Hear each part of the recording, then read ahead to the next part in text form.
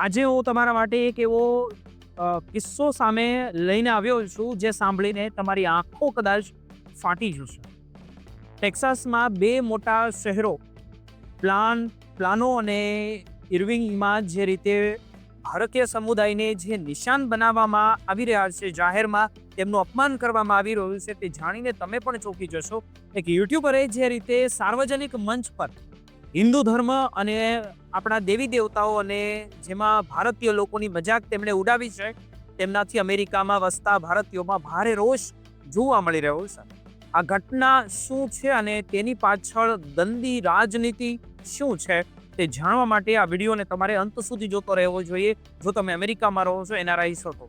ફેબ્રુઆરી 2024માં ટેક્સાસના પ્લાનો અને ઇર્વિંગના શહેરમાં નગરપાલિકાની મિટિંગો દરમિયાન એક વિચિત્ર અને આઘાતજનક માહોલ જોવા મળ્યો હતો. એલેક્સ સ્ટેઇન નામના એક કોમેડિયન અને યુટ્યુબરે આ પવિત્ર લોકશાહી મંચનો ઉપયોગ નફરત ફેલાવવા માટે કર્યો હતો. 9 ફેબ્રુઆરીએ પ્લાનો સિટી કાઉન્સિલિંગ મિટિંગમાં આ વ્યક્તિ પીળો કુર્તો પહેરીને આવ્યો, કાળા શોર્ટ્સ, ચપ્પલ અને કપાળ પર તિલક લગાવીને, જે કંકુનું તિલક કહીએ આપણે, તે એક ભારતીય યુવકનો વેશ ધારણ કરીને પહોંચી ગયો હતો અને તેણે પોતાની ઓળખ પવિત્ર ભારત ભૂમિના એક યુવક તરીકે આપીને હિન્દુ ધર્મની આસ્થા પર સીધો પ્રહાર કર્યો હતો.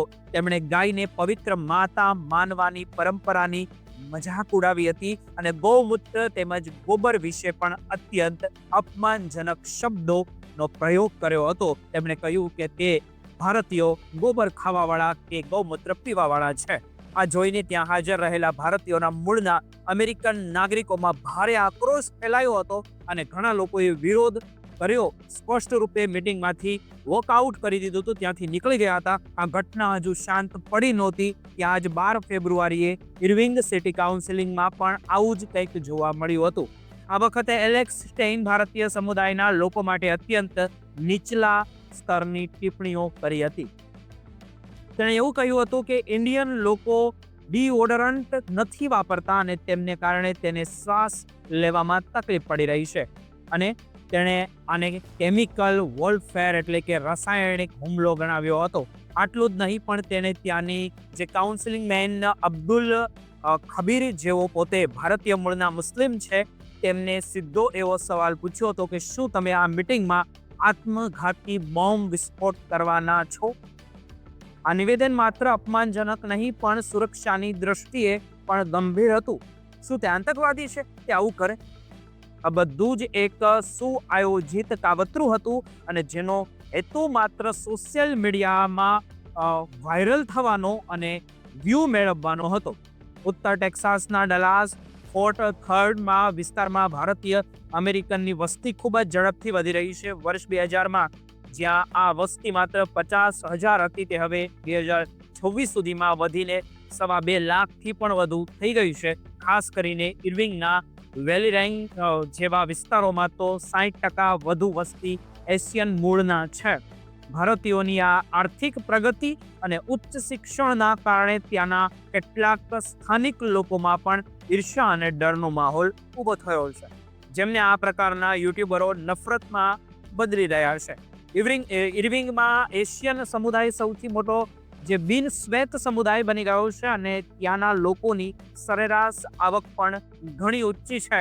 આ પ્રગતિને કેટલા કટ્ટરપંથીઓ આક્રમક તરીકે જોઈ રહ્યા છે. આ ઘટનાને પગલે હવે સ્થાનિક પ્રશાસનને પણ મોટો નિર્ણય તેમણે લીધો છે.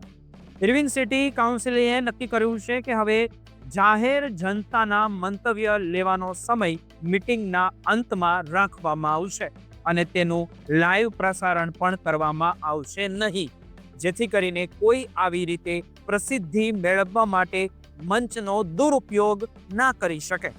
જોકે હિન્દુ અમેરિકન ફાઉન્ડેશન જેવા સંગઠનોનું કહેવું છે કે આટલું પૂરતું નથી અને નફરત ફેલાવનારાઓ સામે કડક કાર્યવાહી થવી જોઈએ.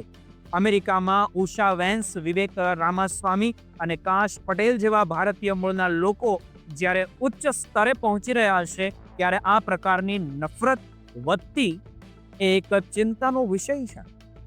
લોકશાહીના મંચ પર આ પ્રકારે કોઈ સમુદાયનું અપમાન કરવું એ માત્ર તે લોકોનું જ નહીં, પણ આખી લોકતાંત્રિક વ્યવસ્થાનું અપમાન છે. આ આખી ઘટના પર તમારું શું કહેવું છે તમે કોમેન્ટમાં જરૂર જણાવજો.